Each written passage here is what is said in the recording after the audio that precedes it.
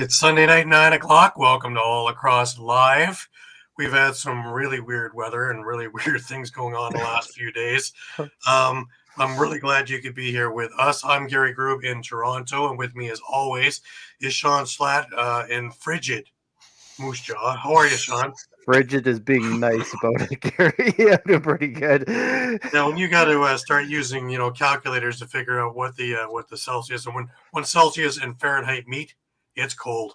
Yeah, I think last I had was a wind chill of minus 50 with that's Celsius, so that's 50. I think around 3 Fahrenheit. Oh my God. Yeah. And in a little bit of a warmer climate, I've got Muffler Mike Kostiuk over in Connecticut. Mike, how are you? I'm doing good. No snow this week?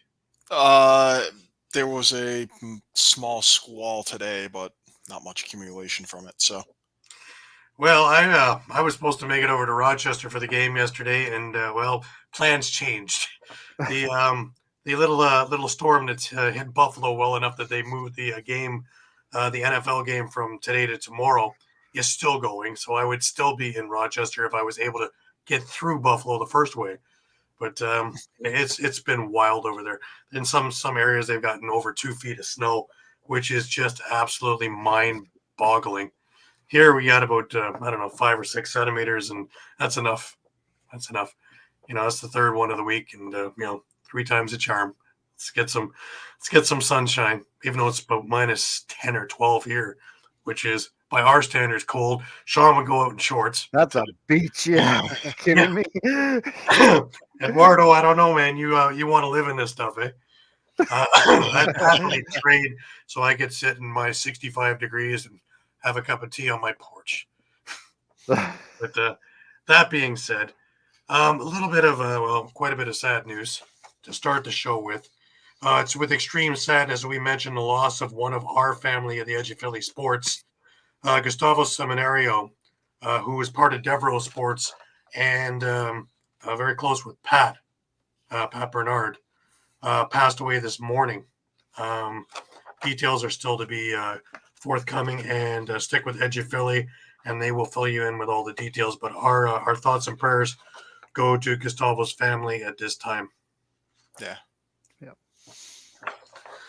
All right. So before we get rolling here, just a reminder about the network. And remember that all episodes are streamed live across Facebook, Twitter, YouTube, and also Twitch. Excuse me. And you can get all action on eopsports.com. Remember to hit the subscribe, follow, and like buttons, and always share. As you can see, there are many shows going on. And with the NFL playoffs going on and the Eagles in them, there are a number of different shows going on for the Eagles. Fly, Eagles, fly. If you missed a show, no worries. You can grab all the podcasts and all the major podcasting companies, which include Amazon, iTunes, Google Play, TuneIn, Stitcher, Spotify, and so much more. And remember, you can stay up to date with all sports by visiting eopsports.com with great articles from our huge staff of contributors. If you've missed a show, no problem. You can go to the EOP YouTube page for any of the shows here. Or if you're looking for our show or our library in particular, you can go to the All Across All the Time YouTube page and catch anything that you need there. There will be up to, I think, 4 retro games coming up this week. I was talking with the guys who are doing it, and they should be ready for me tomorrow to start putting back up onto our YouTube page. There are some fantastic games that show off the Boston Blazers, the Old Bandits, the Pittsburgh Bulls, all kinds of things, teams that are nowhere near of existence anymore. So it should be really exciting to see who's playing in these games and taking a look at yesteryear. While you're at the EOP Sports, please subscribe to the newsletter as well. Well, guys, an eventful week. A lot of things going on. Just a little look at who is with us. Eduardo's with us. Coming to us from sunny Jacksonville.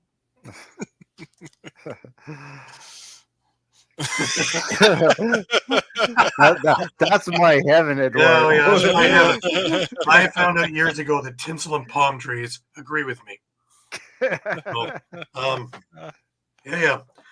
just let me know when we're switching, and I'll get my back. I will happily take that. And we have Brian Cole over from Philadelphia with us. Great to have you with us, Brian. And of course, Eduardo also sends his condolences, part of the Etchaphilly team. Welcome back, Mike. Thank you. You can tell that Brian is part of your fan club too.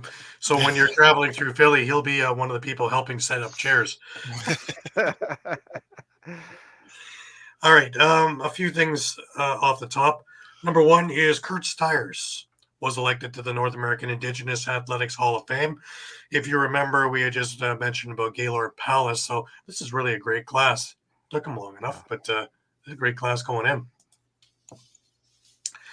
We had the OJLL draft today over at the Rock Athletic Center. We will have the final picks up on our Facebook page probably later tonight, if not by tomorrow morning. So you can take a look at everybody who was drafted to Junior A. Next week, next Sunday, will be the Major Series draft over at the track as well. A little bit of news from the PLL. During their upcoming little tournament, the Premier Lacrosse League is to host women's professional lacrosse exhibition called Unleashed as an all-star game in between all the games going. Pretty amazing. It's great to see that they're going to give women an opportunity on the big stage there as well. So we've got box going on. We have some terrific field happening. We have sixes going on. And now with the PLL jumping aboard as well, I believe that's all the bases covered. Now it's about getting equity, about getting the same amount of teams in there and getting the right amount of teams in there for who are prepared and ready. So that's extremely good news. Long time in coming. Oh, look at that. Do I say you don't want to set up chairs, Brian? Come on, be a guy. Alrighty. Moving on to the ALL. It was week 5 over in the ALL West Women's. The Flying Squirrels played the Bats, the Turtles played the Deer, Hawks played the Bears, and the Turtles played the Bats. I am still waiting for the final scores to be put up because obviously through some technical difficulties, there has been nothing put up just yet. In the ALL Women's East, week 2 goes next week where the Firebirds play the Skyhawks at noon. This will be at the Iroquois Lacrosse Arena. Cobras play the Sirens. Skyhawks play the Blazers. Sirens then play the Firebirds, and the Blazers play the Cobras. In men's action, the 2 games today at the ILA, obviously due to weather, were postponed. But a couple of really interesting games.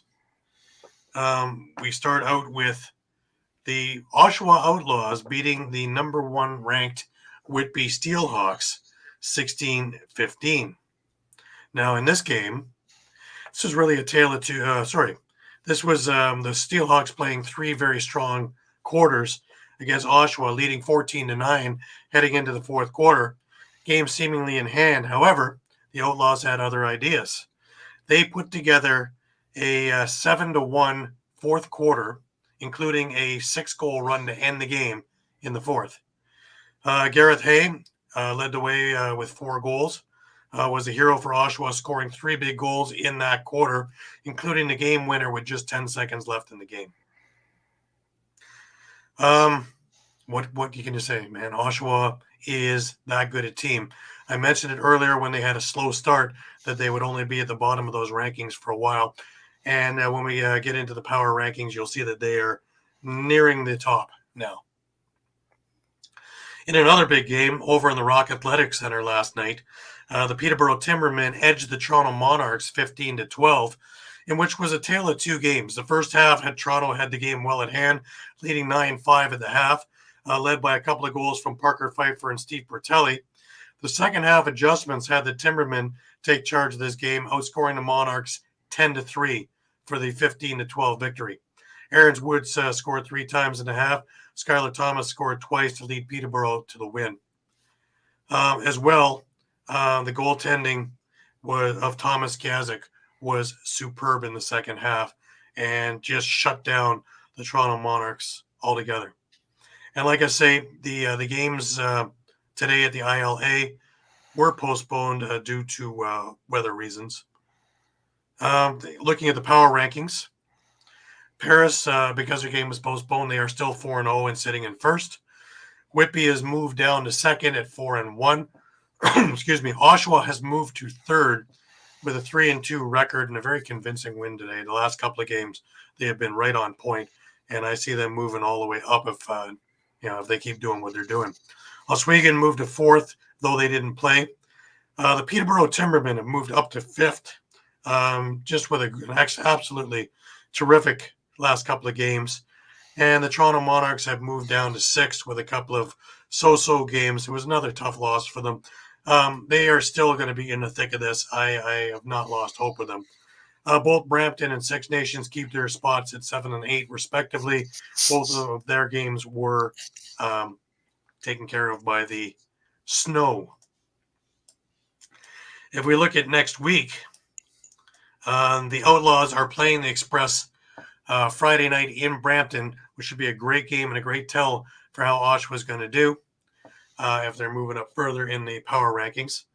The Six Nations Snipers are going to be playing the Timbermen over in Peterborough. The Bears will play the Monarchs at the Rock Athletic Center.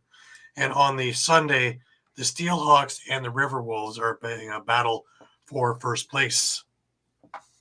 Some great games upcoming. If you have an opportunity to get to any of them, I suggest you do.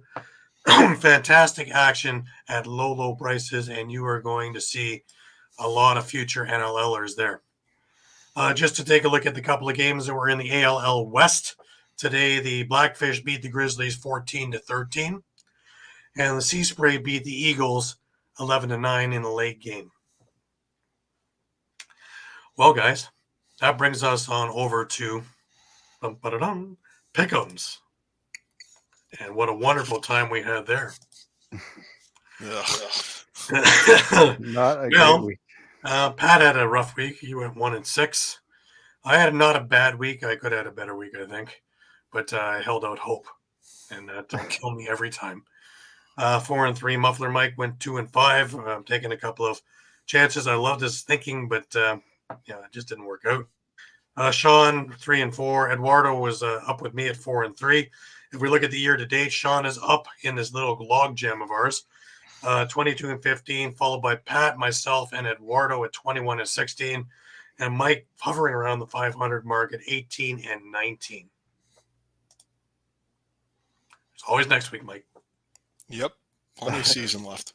Oh yeah, we're only at week 7, guys. We got a long way to go. Anyways, week 6 player of the week was Shane Jackson, who had 6 goals and 4 assists in a heck of a game that the Swarm won last week. And the rookie of the week was Taggart Clark, who also had a hell of a game with his first career hat trick. Unfortunately, Philadelphia wasn't able to play this week with a weather statement issued yesterday postponing their game between the Wings and the Rush due to extreme weather conditions in Canada. The game between Philadelphia and Saskatchewan be rescheduled for a later date. Mike had a great idea, since there really is not much going on Friday, is they could be doing it then. I don't think the league is going to act that quickly, but great idea. Yeah, and I mean, play devil's advocate, that's a tough schedule for the Rush. They do that because they're back home then on Saturday, so that's a tough that would be a little bit difficult schedule. But, I mean, it is what it is, though, right? We've done it is what it is, yeah. But we'll see. Well, I'm sure it's going to hit one of those bye weeks and down the road a little bit. So I got a feeling the league is going to see what some weather reports are like first. To see, because we almost lost the Colorado game yesterday too, and they were able to get that one in too. But between the snow here and the cold in Saskatchewan, it just wasn't doable. And kudos to the league to not put anybody in jeopardy trying to get to these games. I was actually amazed that Rochester and Buffalo played yesterday with all the hoopla, but I guess Buffalo was in much earlier to do shoot-arounds in the morning, so they would have avoided it. Whether they made it back or not, who knows? But we'll see. We'll see. Oh, the Wings had a signing this week. They've actually went out and got themselves a face-off guy. Nick Rowland is now part of the Wings. I guess they're smarting, not having Trevor Baptiste and going 1 for 18 and 2 for 26. They've decided to change that around a little bit. A couple of trades to talk of. Brett McIntyre is now with the Roughnecks, where Thomas Vela is moving over to the Mammoth, and maybe he has a place to play this time when he goes to Colorado. And one that's near and dear to the show, Vancouver gets Brad McCulley from the Buffalo Bandits, and also a 2026 third-round pick. And in return, Buffalo receives a 2024 second-round pick and a 2026 second-round pick. And McCulley was in the lineup last night. Looked pretty good. Still a little weird seeing him wearing number 43 and wearing a dark Warriors jersey. But, hey, yeah, put out a real nice message to the Buffalo fans and team how much he enjoyed playing there. And, that team will always be with his heart, that championship team. So he'll good on him. And I had a few conversations with him during the week as well. And, he's back home. Really, he's going to actually live in Buffalo till the end of the season and then go there, probably play summer ball with Victoria, where he's from. All right, a number of milestones to get to, guys. It was a big week for milestones. We'll start with Wes Berg and his 200th career goal over on Friday night. Nick Rose, he is the 7th goalie in NLL history to make 6,000 saves. Big time, eh? All the Nick Rose doubters, that's a big-time number, guys. Yeah.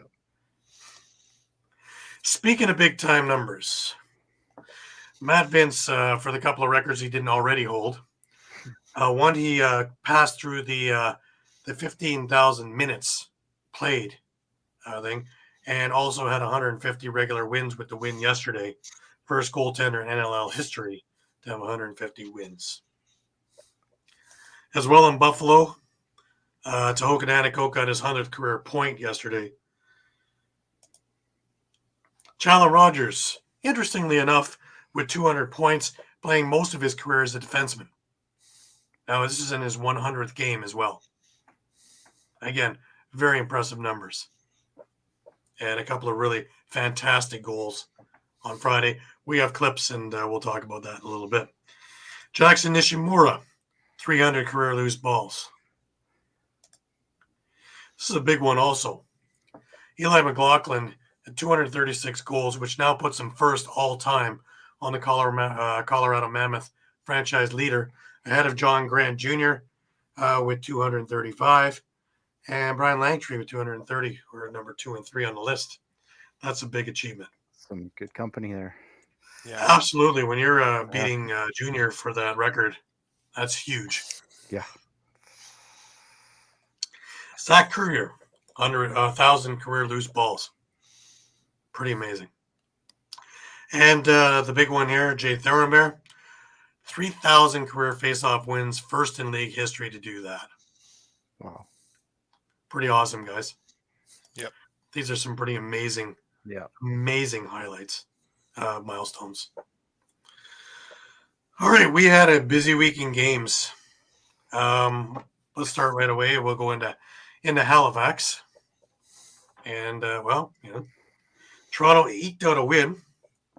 It got a lot scarier than the Rock thought it would. At one point, they looked like the Rock were going to run away with this game. But, to Halifax credit, they really put together a strong second half. First half saw the Rock get out by a big lead of a 4-goal run in the first quarter. Halifax put together a couple in the second to get back in the game. But a stingy Toronto defense really had the Thunderbirds looking discombobulated throughout that first half. Halifax got on track with a hot Randy Stotts taking control of the offense, getting them within 1 goal. Some penalty trouble kind of got them off track, giving the Rock a little bit of breathing room with Mark Matthews, I believe, scoring 11 seconds into one of the power plays. Just incredible. Thunderbirds kept pressing, and 3 quick goals had them within 1 again. The last 5 minutes were tense, but the Rock were able to hold on for the 11-9 victory. Just an absolute great game overall. Not really a rough one compared to some of the ones that these teams have played before. But there was a lot of physicality in there. Corey Small led the way with 4 goals for Toronto. Challen Rogers had 2 goals, 3 assists. Dan Craig, 2 goals, 2 assists. Dan Lintner with just a beauty with a goal and 3 assists.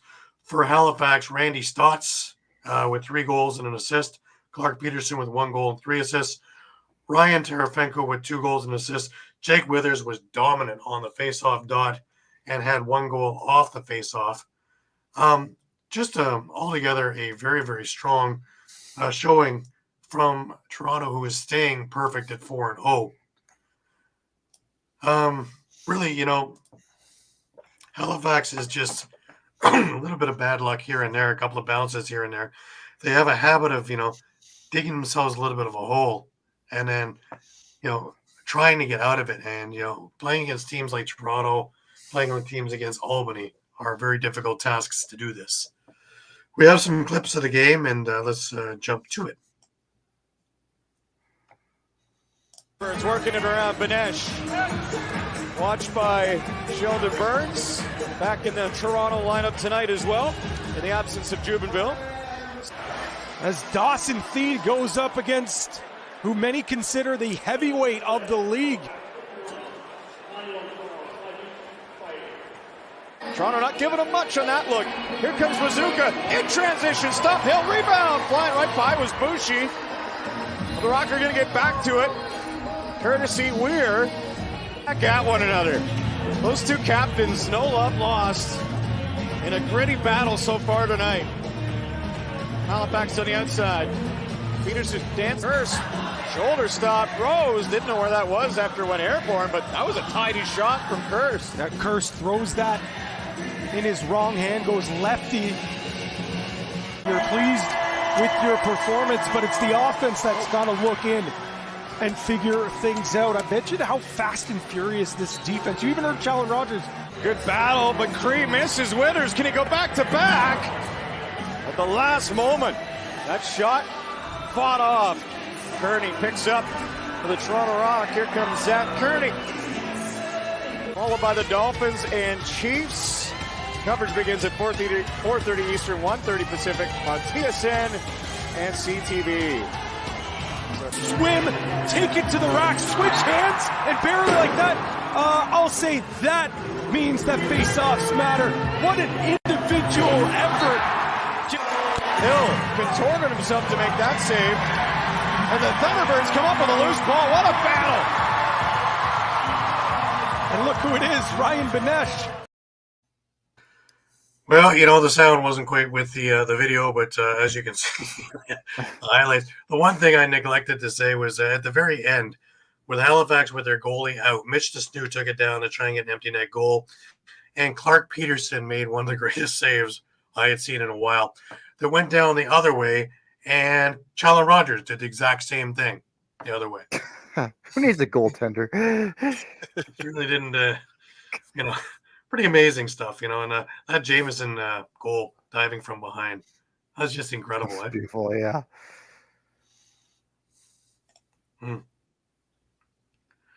It's possible, but I don't know. Warren Hill, he looked pretty good for most of that game.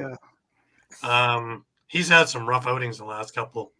So I'm starting to think it's more exhaustion because he's played in everything. Because he played in the Iroquois team over in the summer.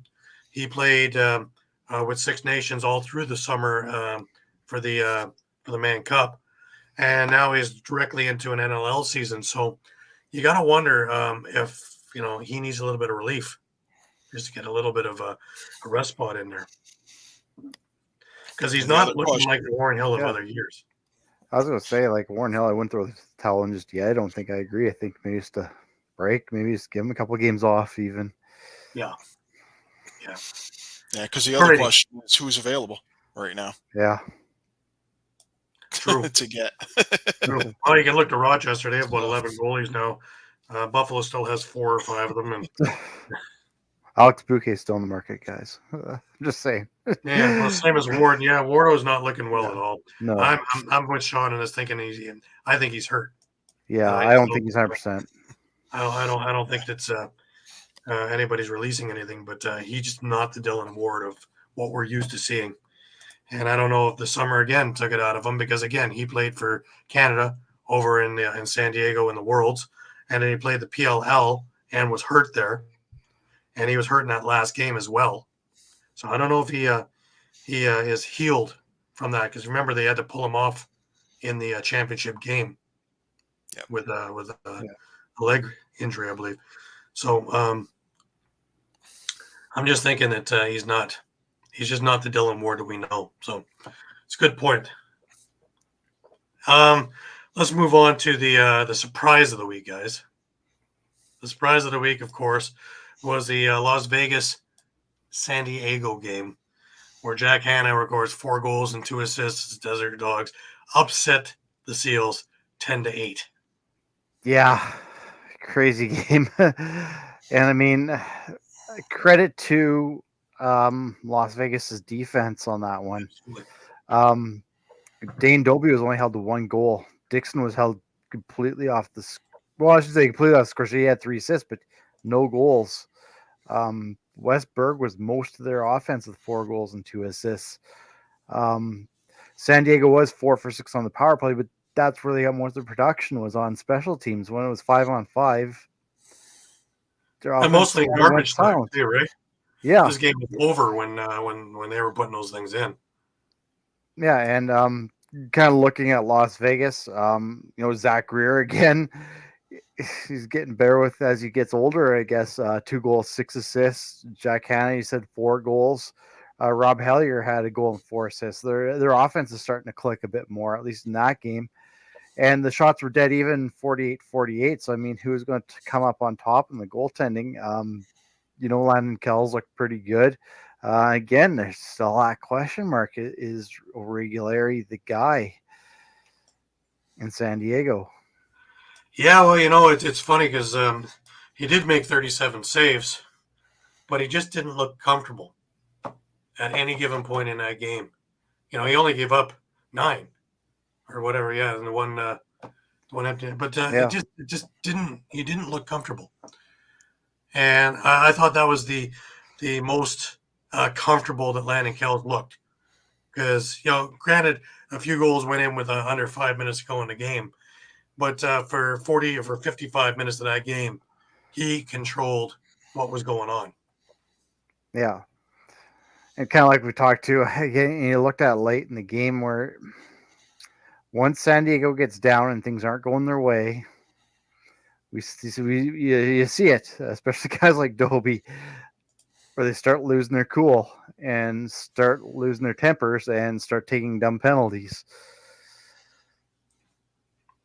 Yes. All right, we got some clips of that game as well.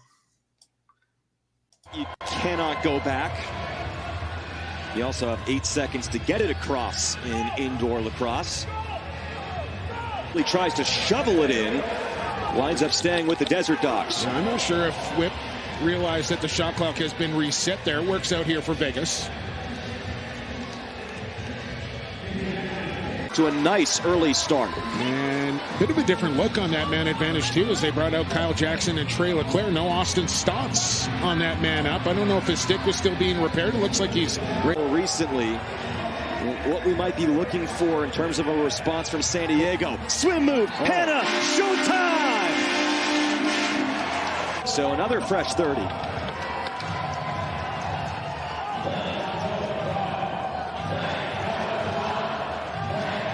Just denied by O'Reilly. I think that might have caught crossbar. Either way, the 30 will reset, and Vegas will come up with the ball.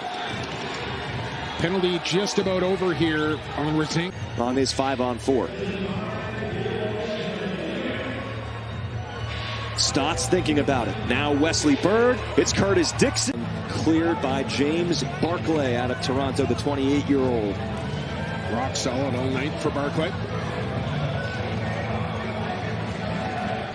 And right during their heyday, when they were winning cups after cups. And again, a little bit of audio problems there, but thank you NLL for the clips.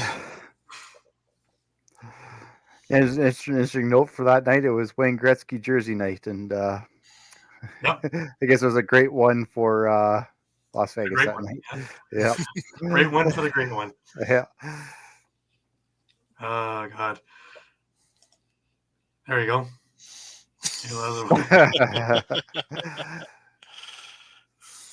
The Hannah style play is hard to cover. It's not a power game.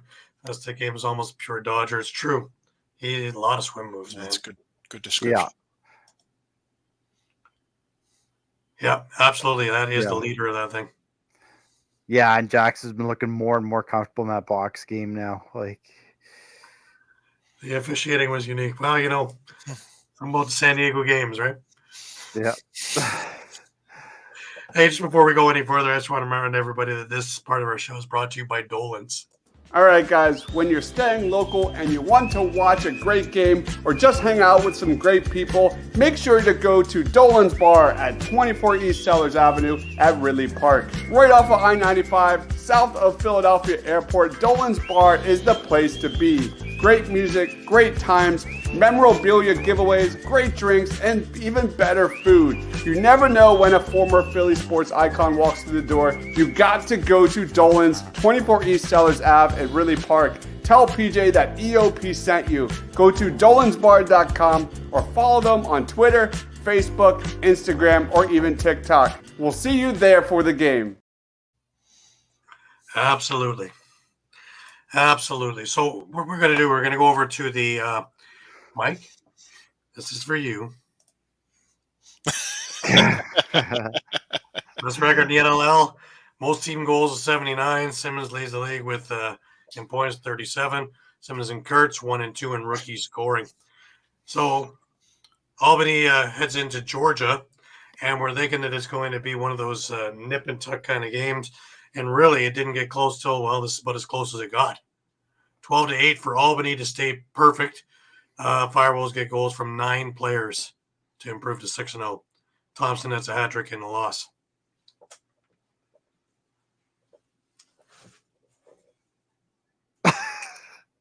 Oh, we can't hear you, Mike. Mike, I can't hear you. You hear me now? I can. Yeah, we can. I thought it's my hearing that's going, It's been that kind of a week. Yeah, so I mean, Firewolves keep on rolling. They're making believers out of everyone. So 20 for 25 on the faceoffs. So Joe Nardella doing Joe Nardella things. Longboat had 2 goals, 3 assists. Colton Watkinson had a pair of goals. We checking in on Pat now, or? Yeah, certainly. That game was canceled. That's right. You're just pushing buttons now. No worries. Ethan Walker had 2 goals and an assist. Alex Simmons, again, leading the league in points. He had a goal and 4 assists. Doug Jamieson, 36 saves, looking like 2020 for him when he won goaltender of the year. So, but again, biggest concern with Albany, power play, 0 for 6. They are consistent, aren't they? Yeah. I mean, they're winning despite that. So, can you imagine how good this team would be if they could get a power play that was worth a damn? Oh, can you imagine? Scary. They'd be dominant. They would just wouldn't. I mean, I don't even know their numbers on the season at this point. I can't see how they're not dead last in the league on the power play. Yeah. With 6 games, and I'm pretty sure they've gone 0 for in at least 3 of those games. So, yeah, I just week after week we talk about it, and it doesn't get any better, does it? But they are dominant, and watching them, they really do control the play most of the game. And they let Georgia in at the end of the game, but really not. What was it, 11-3 at one point or something like that? It was some ridiculous thing. They just had him completely down and out. It's the first time I've seen Dobson get pulled. Yeah, Yeah, 10 goals on 31 shots. So he was yanked around 35 and a half minutes into the game or so. So, and that's a good point by Doug Marcus there. You know, most of the trades they did make were, you know, New York, Vegas, Panther City. So, but I think it's just guys. Absolutely. Absolutely.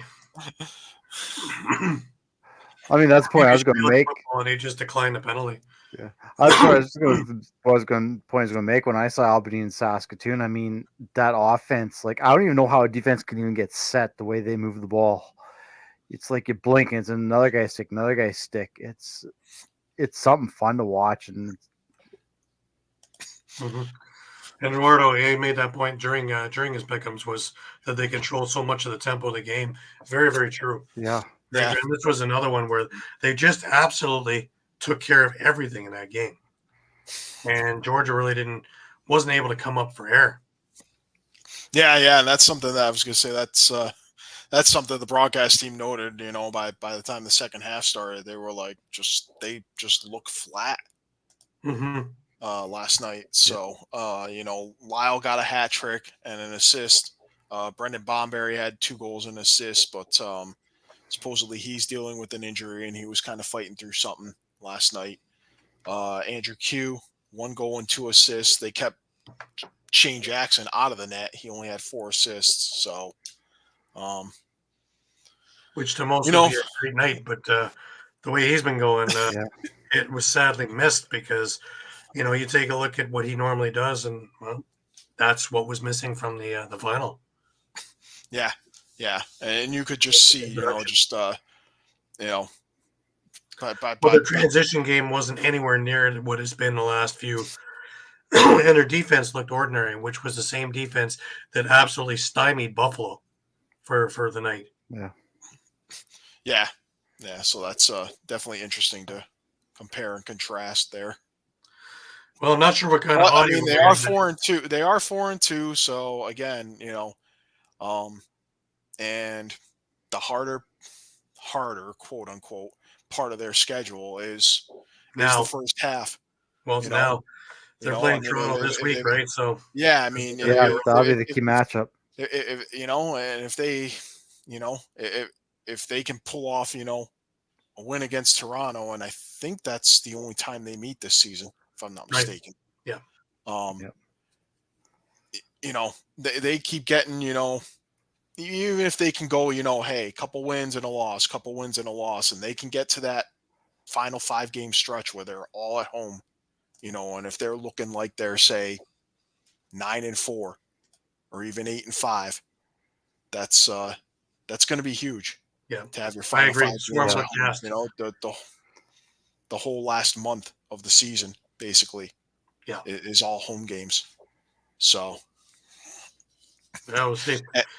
And just real quick to further the point with Albany, you know, now you've got a tiebreaker over Halifax. You got a tiebreaker over Georgia. You're playing San Diego at home. Is it next week, I believe? Yeah. Or 2 weeks from now? This week coming. Yeah. This week coming up. You've got San Diego at home. Later in the year, your only meeting with Toronto is also at home. Mm-hmm. You already got 1 game of a 2-game series on the Bandits. So, you know, they're positioning themselves pretty well right now. Yes. You know, they're picking up all these tiebreakers on teams that right now look like, you know, they're all playoff bound. Right. So, you know, this isn't a case of, well, Albany's 6-0 because they're beating up on all the weaker teams. They're not. No. Mm-hmm. Well, we have some clips from this game. Let's have a quick jaunt at that. Year in a Swarm uniform. He was the 4th pick overall in 2011, and Albany has answered right back. You know, you talked about Georgia, and that is part of the big breaking news here tonight. Boy, oh boy, has that trade worked out for each club. Yeah, I was going to say, and look at that teamwork. Sam Firth I believe it is. Now, it cost him because he was absolutely leveled right on top, but yes, indeed, up empty. Broke his stick. Ball comes popping out. Colton Watkinson, one-on-one. Brett Dobson scores! Colton Watkinson with the score. He's had at least 3 points in every game so far this year, 7 goals. There it is. Now that's the Georgia Swarm teamwork that we've come to know.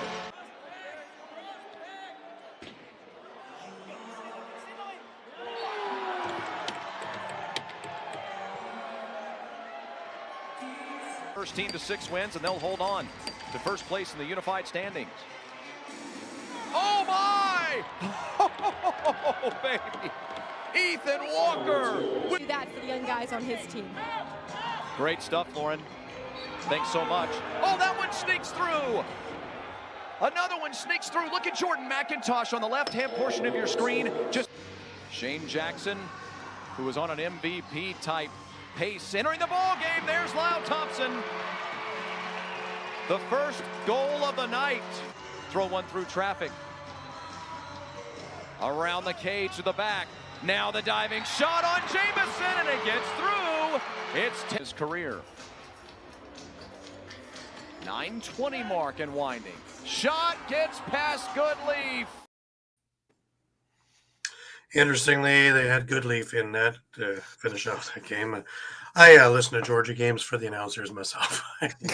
I can't get enough of them. But Goodleaf did a great job. He only allowed that one goal, in about 25 minutes of play or so.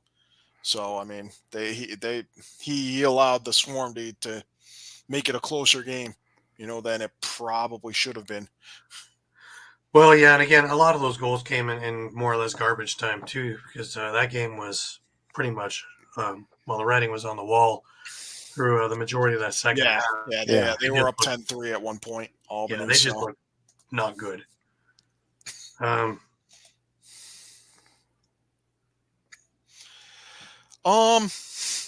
know that I agree with that, because they offloaded a number of their older guys.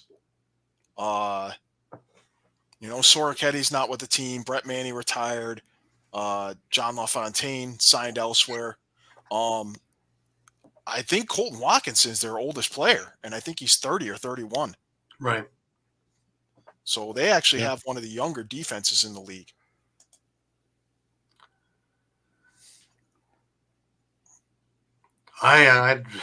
December is a difficult month to get rolling with everything that's going on. Yeah. Me personally, I wouldn't mind. I wouldn't mind it, but moving out January. It used to be how it used to start around January. It did, yeah. I'm trying to expand schedules and add teams. It's not going to happen because they're not going to go any later because PLL and MSL and things like that. So they're already right on the cusp with PLL, right? Backwards, yeah.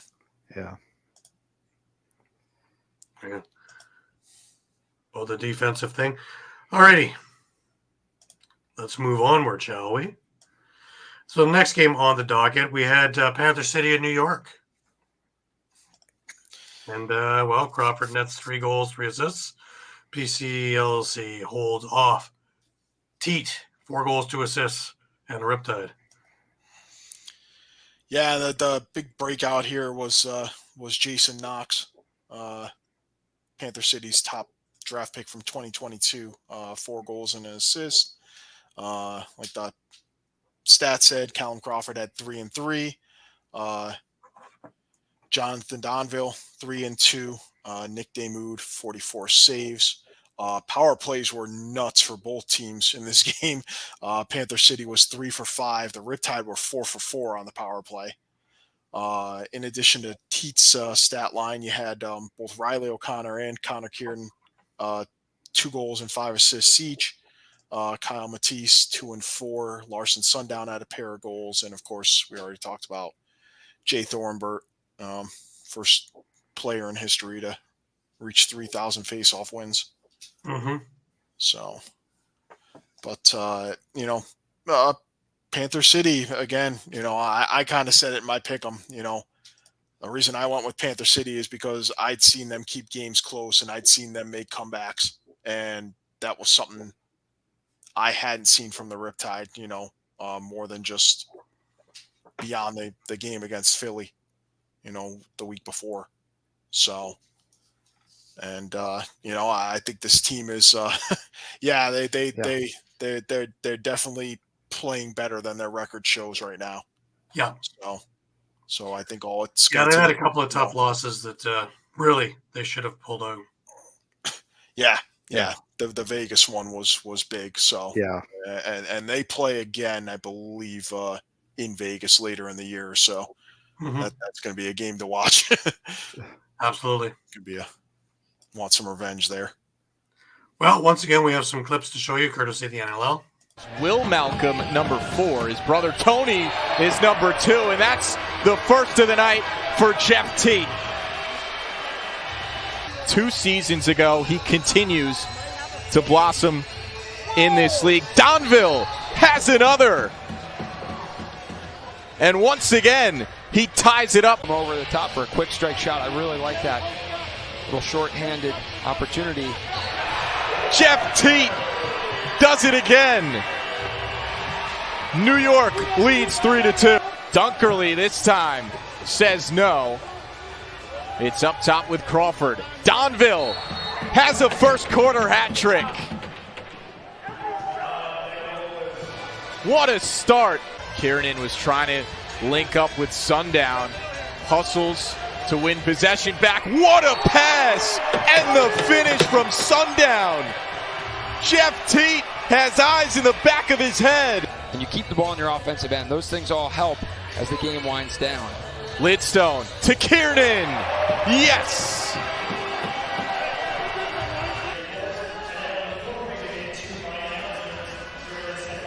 Crawford, fake slow, goes high, and cashes in. Callum Crawford. O'Connor came streaking in. He finds Teat. Oh, what a stick save from Damude. Career. Mr. 3000, Jay Thornburg. And the dunk shot is good. Riley O'Connor. Settled 5-on-5 as they both had some success. Crawford swimming, shooting, scoring. Callum Crawford, the ageless wonder. Ready for. Liam Patton has an angle, and he scores. Messenger with the assist there. That's 8-6 and on the power play. Make it a 3-goal lead for PCLC. The rookie, Jason Knox. Get Damude moving side to side. So far, all the shots have come straight on, and that's really where they've challenges. Knox notches a hat trick for himself here. Connor Kiernan behind the net there. Teat in tight, scores! Jeff Teat tiptoeing on the crease. Teat gets his hands free again. Teat is tremendous. When they meet on February 16th. Right out of the break, Crawford cashes in for Panther City. Knox, a couple of fakes, and he puts it in. O'Connor, back and forth with Matisse. O'Connor, Kiernan, one-timer. It's good. Just some beauties in this game. And Doug had a couple of comments here. One, New York's been better with rookie defenders Deacon and Jones now playing. Absolutely. Definitely. Yep. Teat in the past 2 games looks like Teat, which is true. And New York needs him to be full bore if they're going to do anything. But, they need other things. We've talked about it. They need some ladies to step up. There been some pretty nice goals in this game. They need some more defense when they are putting up 12 goals to stop the bleeding. And yeah, go ahead, Shawn. Sorry, that was just going to be my point. Is although you got a good game on Teat, et cetera, is still a loss. What needs to change for the Riptide at this point? Yeah. Yeah, again, we're talking about production from all over the place, and they're getting more. They're just not getting it consistently, and it's showing up. And there always seems to be that gaff, that 5 or 10 minute gaff in a game where everything stops for New York, and whoever they're playing just goes to town. And they've either dug themselves into a hole or are digging themselves into a hole and just can't get back out of it again with that momentum swing. And maybe the answer is a little more transition game. Push that transition game a little bit more. I like it. It's working for a lot of other teams. I mean, that's what you sign guys like Kevin Burnell and John LaFontaine and Mitch Wild for. Yeah. So we know they can still run the floor. Absolutely. Absolutely. Just a reminder, this part of the show is brought to you by Sherry's Ticket Town.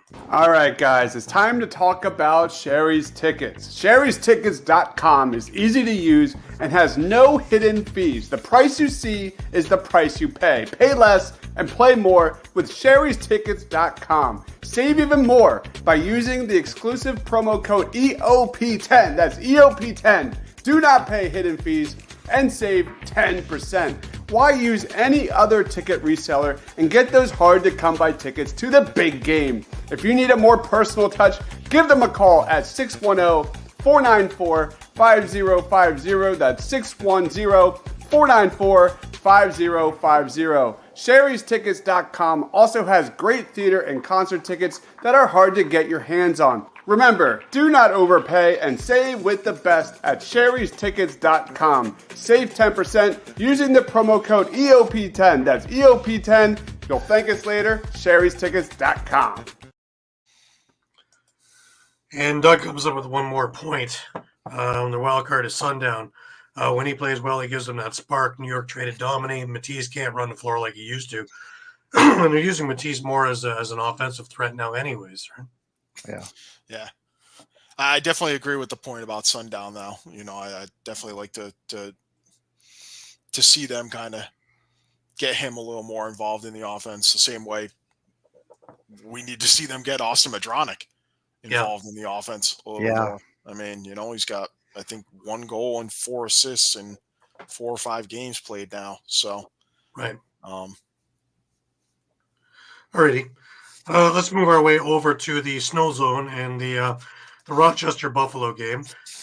Unbelievable how many people made it to this game.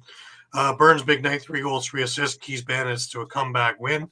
Vince gets his career win number 150. This game was what you expect from a Rochester Buffalo game. Very, very spirited. And a heck of a lot of scoring to open the game with. The Nighthawks opened the scoring quickly when Ryan Smith converted a Ryan Lansbury pass on the move just 50 seconds in. The Buffalo came right back with Dylan Robinson crashing the net off of Cam Wires feed in transition at 1:53. After the play, Dylan Robinson was assessed a penalty for goaltender interference. Weird. Very strange. But, there was a lot of that going on. There was a couple of goaltender interference penalties in that first. A real spirited fight between Emerson Clark and Tyler Biles not long after that.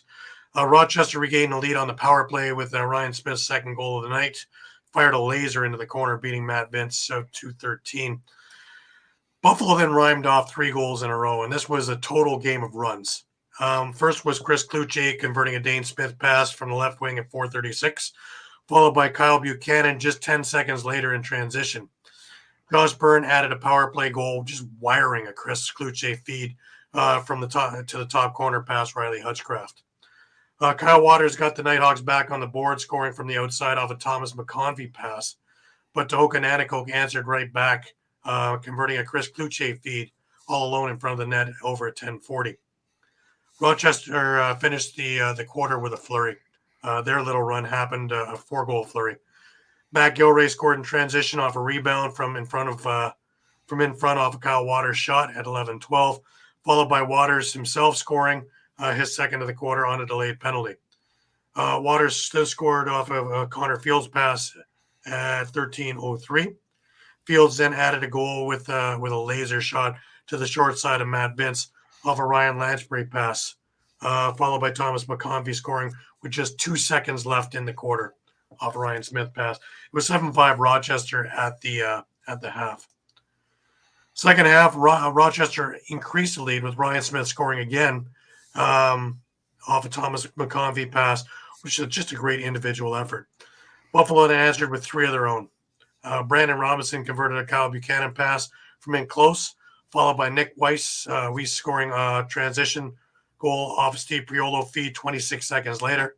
And then Chase Frazier tied the game, fishing off a Josh Byrne pass at 3:51. Ryan Smith's 4th goal of the night gave Rochester the lead once again when he blasted a Ryan Lansbury pass over Matt Vince's shoulder at 4:29 on the power play. Chris Kluche answered for Buffalo with a power play goal of his own off a Dane Smith pass at 11:27. Kyle Waters gave the Nighthawks the lead again with his 3rd of the night off an Austin Hazen feed at 12:43, but Tohoku tied the game off an Emerson Clark pass at 13:54. At the half, at 10:10. Third quarter, Rochester finally got on the board when Cam Wires was serving a 5-minute high-sticking penalty for the Bandits. Waters scored his 4th of the night with a low-to-low skip shot off a Ryan Lansbury feed at 9:40, followed by Connor Field scoring on the same power play off a Ryan Smith pass at 11:06. Buffalo was held scoreless in the third, and it looked like Rochester was gaining the momentum. Enter the fourth. Ian McKay got the Bandits within 1 goal in transition off a low-to-low shot off a Matt Spanger pass at 3:12. Chase Frazier then tied the game up with an absolute howitzer from the outside, low-to-low, 7:02. Josh Byrne then scored the next 2. His first was from in close off a Brandon Robinson pass at 8:18, followed by a laser off a Dane Smith feed at 8:42. Chris Kluche converted a Dane Smith pass to the top corner off Riley Hutchcraft's shoulder at 11:11 for a 3-goal lead. Thomas McConvey got the Nighthawks within 2, scoring in traffic at 11:32, but Matt Vince was spectacular down the stretch, and that gave the Bandits the victory 15-13. The scoring, Buffalo was ahead in the shot 65-62. Face-off battle went to Rochester, huge. Joe Post did a great job, 24-8. Loose ball battle went towards the Nighthawks, 79-66. The Bandits went 2 for 3 on the power play. Rochester went 4 for 5 on the power play. Top scorers for Buffalo, Josh Byrne, 3 goals, 3 assists. Dane Smith, again, no goals in this game, but 6 assists. Chris Kluche, 3 goals, 2 assists. For Rochester, Ryan Smith had 4 goals, 5 assists. Connor Fields, 2 goals, 5 assists. And Thomas McConvey had a really great night for that rookie, 2 goals and 5 assists. We have clips of this game, but like I say, Doug, what a game. Yeah, that's true. It was a great tilt, heavyweight tilt. He is just ramping up from what he did in the summer with Peterborough. Yeah, quietly putting together a very good season. A great season. So. But this is what Matt Vince has done his whole career. You know, when it counts, he is just unbeatable. And take a look at how many championships now? 4. How many goal of the years? 8. Yeah. The records just keep falling for him. Just keep falling for him. He's ageless. You know, 40, 41 years old and playing better than some of the 25-year-olds in the league. You know, does he have the odd gaff here and there? Sure. But he's facing 60-plus shots. Yeah. Well, he, the second half, he was just stonewalling, absolutely stopping Rochester, frustrating them left, right, and center. Here are some clips courtesy of the NLL. His starter went down, his backup has led them to this 3-1 start. Rochester on the power play scores. Smith again.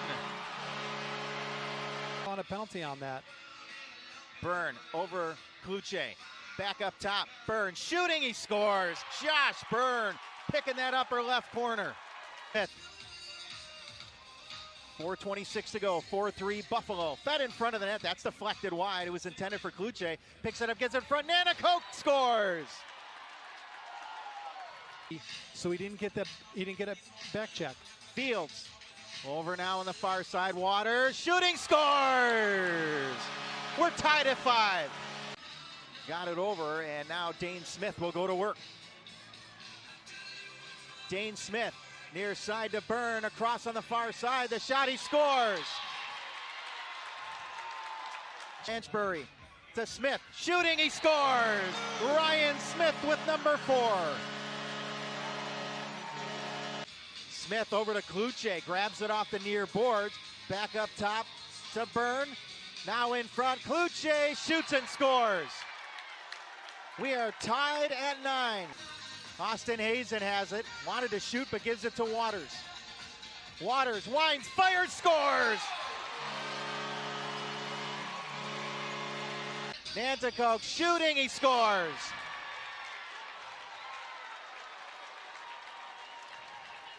Burry. Over now to Waters, is looking for number 4, and he got it!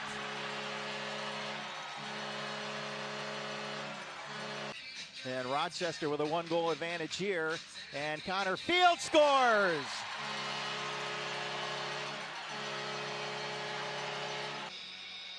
McKay now shooting, he scores! Ian McKay, always there to provide a key goal, and he brings Buffalo within 1. Over 8 minutes to go here. Fraser against Thomas Whitty. Fraser looking, shooting, he scores! That was a laser from Fraser. Yeah. Now to Robinson, over to Byrne. Byrne driving, shooting, he scores! And now he got some pushing and shoving after the goal. Gets the key one there with 6:20 to go. Here comes Dane Smith. Over now to Josh Byrne, the shot, he scores! 2 in a row by Josh Byrne. And Dane Smith feeds it on over, Kluche in on goal, he scores! And just of note, that was Rochester's greatest attendance since this part of the franchise came back. 8,167 in a blizzard through Buffalo towards Rochester. That's incredible. That's great. Yep. So the rivalry is alive and well and kicking. Just some fantastic goals. It's basically the last man standing. The last push of Josh Byrne. Those goals were incredible.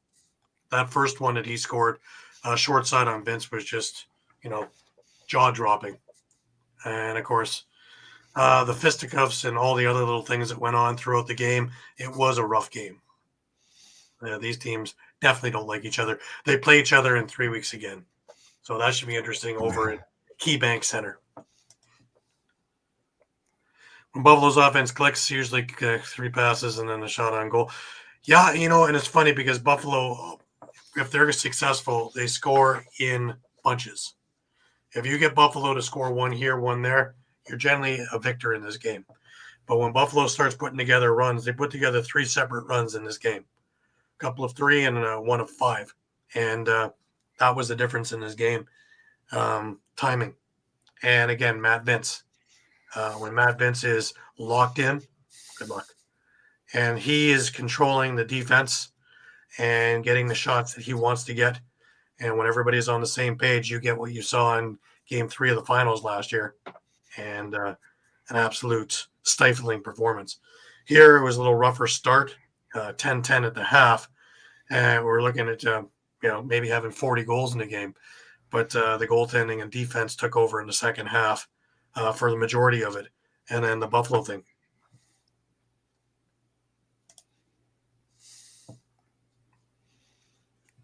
I agree. I love looking at those games myself. And that's probably why I do so many of the retro games and get them up. But, we can't lose the nuance of the game towards some of this. But there has to be a happy balance, though. We can't just have Donnybrook after Donnybrook. Though it would be fun at times, right? Some of the old Buffalo-Toronto games or Philadelphia-Buffalo games. or Philadelphia-Boston games for that matter. Anyways, just before we move on, just a reminder that this is brought to you by Philly Sports Trips. All right, guys, if you're a Philly sports fan and you want to travel with your favorite team, then travel with the best. Go to phillysportstrips.com. They have self-travel packages and full travel packages available with round-trip flights from the Philadelphia airport. Packages include direct flights, 4-night stays, all-inclusive tailgate parties, lower-level group tickets. Whatever you want, you got it with phillysportstrips.com. If you want to travel to an upcoming Phillies game, make sure you check out Philly Sports Trips. And do not forget, Philly Sports Trips has all the away trips for the Eagles' upcoming 2023 season. Jump on it now, because you do not want to lose out on all these great opportunities. Go to phillysportstrips.com. Absolutely, and the Eagles are playing, and you're going to want to check out some of their games, maybe even a Super Bowl. Maybe you peak at the right time. Anyways, guys, let's move on. San Diego played their second game of the weekend. They flew into Colorado, and that was nip and tuck with the weather out there. And they pulled away with a win. They wound up with a split this weekend. Stotts drops a hat trick, and Riglieri stops 43 as the Seals get the W. That was a natural hat trick too, right off the start. Yeah, crazy game, and San Diego kind of got the short end of the stick this week with that tough schedule with the back-to-back, and so you kind of wondered whether they'd have that tired legs, but Stotts right off the bat, 3 goals, right to give them that 3-0 lead, and after that, I mean, what can you say? It was 8-4 at the half for San Diego, and Colorado really just couldn't come back. I mean, you probably saw a little bit of those tired legs kind of in the second half a little bit, but even then it was a 4-point differential at the end. But their defense held up. That was the big thing there. Yeah. They were able to stop Colorado, who, again, Connor Robinson, Eli McLaughlin, Chris Worrell, they're in the lineup, but they're not doing the things that they've been doing in years past. That combined with a shaky goaltending situation, and Colorado drops yet another game. Yeah, I was gonna say to be fair in that goaltending situation, I think that's maybe, I want to use this lightly, a better game from Ward. I mean, he did face, what was it here? Sorry, let me get this up. He did face 53 shots. He saw a lot of rubber in that game and allowed 12. So I mean, you take it for what it's worth in that sense, but yeah, even for Colorado, Eli was 3 goals, 3 assists, and Connor Robinson was 2 goals and 3 assists. And then after that, your production just kind of drops off. And if you're just kind of having 2 guys doing the heavy lifting, you're not going to get too far. Interesting fact also is I'm sure that San Diego was called to task. If they drop this game, that's 3 losses. And it doesn't take Fellini to figure that out, that you're digging yourself into a hole early on that, with a lot of teams that are actually moving along. So especially a team like San Diego who you expect to compete. Another thing interesting, we talked about the special teams of San Diego. The first game, they were 0 for 4 on the power play. This time around, yet still picked up the win. So that's weird. Well, Colorado was actually 1 for 1. Yeah, well, like I say, San Diego looked an awful lot more like the San Diego team that we're used to seeing, as opposed to the one that was just stymied against Las Vegas. Funny enough as that is. We got a little bit of clips to take a look at some of the goals. At DU. Shot, goal right away. Austin Stotts did not have a goal last night. It has a big, heavy shot. He can shoot and score from anywhere, so the San Diego Seals are fortunate to have him back in the lineup, and skipping no beats there is Austin Stotts. You never know quite. There's a shot and a goal. Austin Stotts with a natural hat trick in the first 6 minutes of the game. San Diego Seals defense. San Diego with it again. The big score has been Austin Stotts, but he's now going to be joined on the scoreboard by one of his teammates. Stotts with it now, works it up high over to Berg. Oh, a give and go. and that is a goal. Dane Doby. Well, they'll have a full 30 here, 22. This will take most of the penalty time that is left. Gibson goes bottom corner.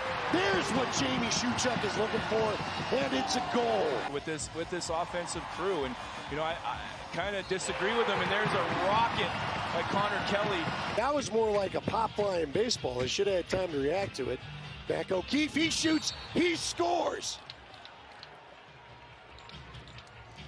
Mac O'Keefe. We'll see if Zed will probably, nope, he's going to hand it off to McLaughlin. McLaughlin fires and scores. Eli McLaughlin with the twister. And Austin Stotts does a good job just bowling his way to the net. Westberg gets free and scores. So there is some choice words being going at. Oh, great shot, Dixon sweeping over the top, right? Placed it right again where the last goal went to Dylan Ward's. Eight goals, and he made 42 saves. As we got to look here, great pass down the floor, and there's Eli McLaughlin to get the crowd on the feet again. 6:25 left. Pioneer has it right now, just up the road. Yeah, and Doug's great with this one. Mac will keep back in the lineup is a big thing too. It was, yeah. Yeah. Absolutely. But again, the guys who were supposed to be doing it are doing it in this game. And they were missing in the game against Vegas. Yeah, exactly.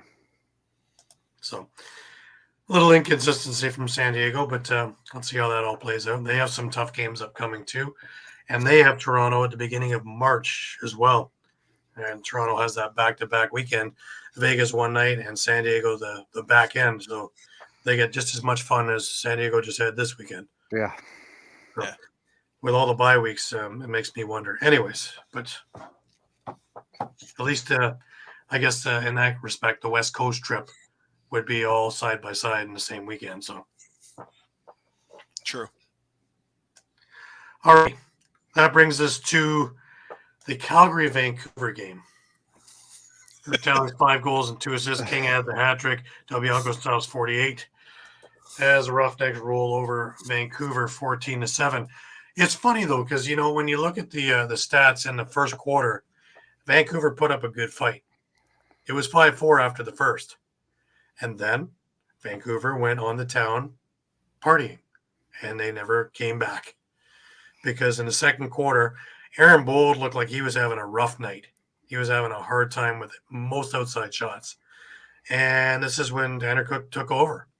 A natural hat trick in the second quarter, followed by Josh Courier and Jeff Cornwall with 1 second left, which was an absolute boneheaded play. They pulled the goalie to get the final shot. They lost possession, and boom, when it goes bad, it goes terrible. And boom, it was 10-4 at the half. This game, for all intents and purposes, was over. We come back out in the third. Cook scores again. Jackson Subak actually had a really nice goal in transition for Vancouver. Jesse King on the power play. Adam Charlemagne-Beatties then adds one for Vancouver. We head into the fourth. Martel scores for Vancouver. And then Simpson and Cook score for the Roughnecks to finish off the scoring. It's 14-7. I don't know what was going through Jackson Subak's head at the end of the game as he started headhunting anything in a white jersey. The game was over. It was a 7-goal loss. I don't know what in the heck you were thinking. I remember some of those days with him in Mimico, and I thought he turned the corner because he has some really great defensive plays now. Oh well, what can you say? Yeah, pretty much. Yeah. Isn't it true, man? Even Molosky's a little bit lost on some of this. Yeah, I know I heard a quote from him. Thank you very much for being with us. Yeah. Appreciate all the input. I was going to say, I heard Molosky, a quote from him at the end of the game, basically saying, hey, if you don't want to play for Vancouver, there's the door. Yeah. I think he's getting frustrated now. Well, there's only so much you can do with this pile if they're not going to play for you. It's time to move on and get some guys in that will. And, there's a number of people that are looking to get back in the league. And I'm sure that he can put together, before the season's out, that this is going to be a viable thing.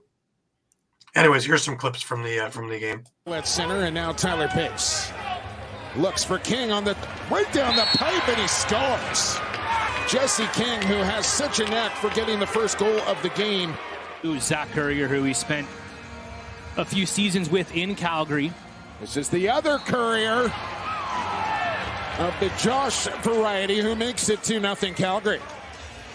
Feed. McCulley following up, will swing it back to Martel. He'll load, he'll tuck, he'll shovel. Here's Lowen, scores! Between the pipes for Vancouver as they win the ensuing faceoff and will set up offensively. Killen scores! Oh, that's the way you respond right there. Off the defender. And now Tyler Pace on an island here. Feet in front, look out, it slipped through the wickets off a deflection and into the goal. Tough one there. We'll take it right up into the offensive zone and run a few picks before making a change. Cook from well out, scores! Give Cook 4, give Calgary 11, and the lead up to 7. Killer, as Subak wants to scoop and go, he might have numbers. There's Subak in on goal, scores! Oh, the big man running and gunning. Center gets away from Taylor and shovels off to Crowley. Wide open in front, Charlotte Beatty scores! A roughneck goaltender, and here's Simpson on the fly pattern. James Simpson scores!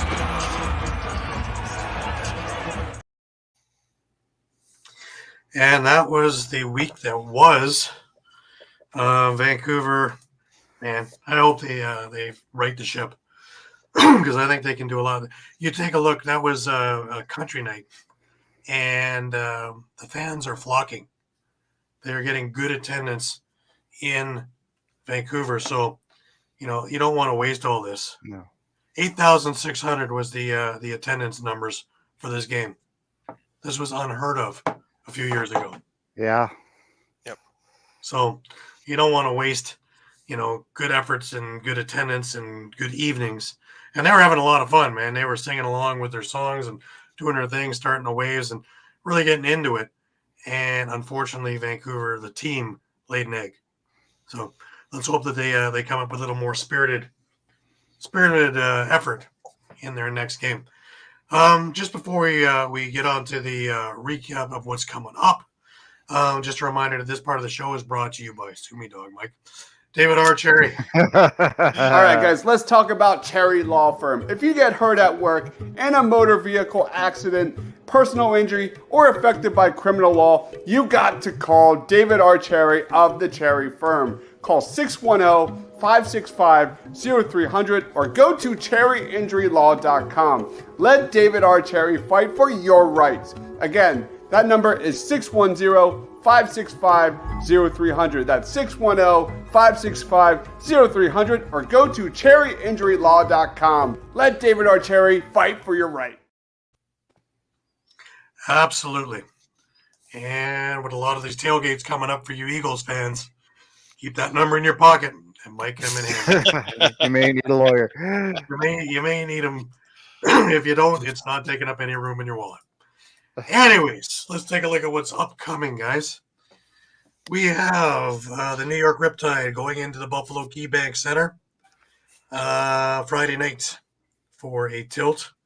That is the only game on Friday. We have 4 on Saturday. Georgia comes into Hamilton to face the Toronto Rock.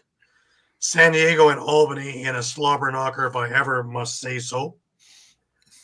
Vancouver is going against Saskatchewan. That is another tall order for the Warriors in SaskTel Center. So this is not going to be a lot of fun for Molosky and company. And I think that's their only meeting this year, if I'm not mistaken. Yeah, I think so. Very possible. And the last game on the docket is Calgary against Colorado. Another one where, Colorado at home in the Loud House against the Roughnecks, who look like they're firing on all cylinders, and Del Bianco is looking really good. Yeah. So we have Yeah, well, this is Eduardo coming in with his early picks. Yeah. Well, yeah. Gotta get to town now. Okay, touche. Yeah. Or Toronto comes to town. That's when you should have your country night. Yeah. Eduardo with his early picks, of course. Man, it's over the Yeah, hard to argue with that. Got to wait for the week to Georgia. pass. Injuries, transactions. Guys get moved around. Albany over San Diego. Playing it safe this week, are you, Eduardo? Yeah. All the favorites. Oh, I don't know, man. I don't know about that. I'm not sure about that one either. No. Yeah, I don't think I would do that one myself. Saskatchewan's a better team than their record shows. If you look at it, if it wasn't for an ill-advised penalty against Rochester, they could have won that game. If it wasn't for one mistake in overtime, they could have beat Albany. So one bounce here or there, they could easily be, around that 500 mark. So I guess it's going to be a tough task for Vancouver. I think so as well. I think we got a couple of really great games. That Georgia-Toronto game is going to be a great one, I think. I think, the fans are in for a real treat there. It's 80s night also in the rock zone there, so that should be interesting to see what kind of tunes start playing over there. A lot of techno, I guess. Actually, I was going to say, I'm glad you brought that up, Gary, because it is actually retro night against Vancouver, and they're bringing back the Smash jerseys from what I can tell. There you go. Yeah. There you go. I believe I still have that video somewhere around there. We could pull that up for next week as well. Yeah. Just a reminder to everybody that we are on Facebook, we are on Twitter, we are on Instagram, we are on Thread, and we are on YouTube, as well as eopsports.com/lacrosse for any and all of our articles. You want to catch our YouTube page. They're going to say there's going to be more retro games coming up early this week. And there's also press conferences, interviews, as well as a whole lot more. So please check it out while you're there. Please subscribe to our YouTube page. Check out our Facebook page 3, 4, 5 times a day because the news is always changing. And we have our thumb on the pulse of the situation, always keeping everything abreast of what's going on in all leagues at all times. Any last words for Shawn over in Frigid? Frigid, yeah, very frigid. No, you know what? Looking forward to this week. I think there's a lot of great games coming up. Absolutely. If we can make sure our gas heaters are going, we'll be just fine. Eh? Yeah. Over down to Muffler Mike in Connecticut. Any last words for the week?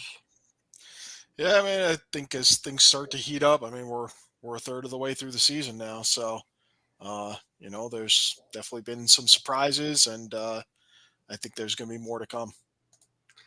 All right, Eduardo. Last words from Eduardo. Okay. We'll stick with. Yeah, he's going over. Absolutely. And for me, I can't wait to see that San Diego game. I cannot wait to see that Toronto-Georgia game. I think both of those are going to be absolute, just worthwhile games. And, Oh, God. Yeah, well, desperate teams do desperate things. Yep. Yeah, true. Anything's possible. Look at Vegas. We've seen it the last couple of weeks. So Absolutely. There's been one or two each week for the last little bit. But, that would put New York against Buffalo as being one of those on the tilt, too. So, interesting to see how Buffalo is going to play the Riley O'Connor, Jeff Teat, Connor Kiernan little mix there. And if anybody else is going to jump into that, mix the Larson Sundown thing too, right? Yeah. So let's see how that all plays out. But again, we thank you all for being with us week in, week out. We're here every week at 9 p.m. Eastern. Come check us out. Tell your friends. Tell your family. Tell somebody on the street. Until next week, for Shawn Slaght in Moose Jaw and for Muffler Mike in Connecticut, I'm Goob in Toronto. We hope you have a great week. Keep your stick in your hands. Until next week, we'll see you again.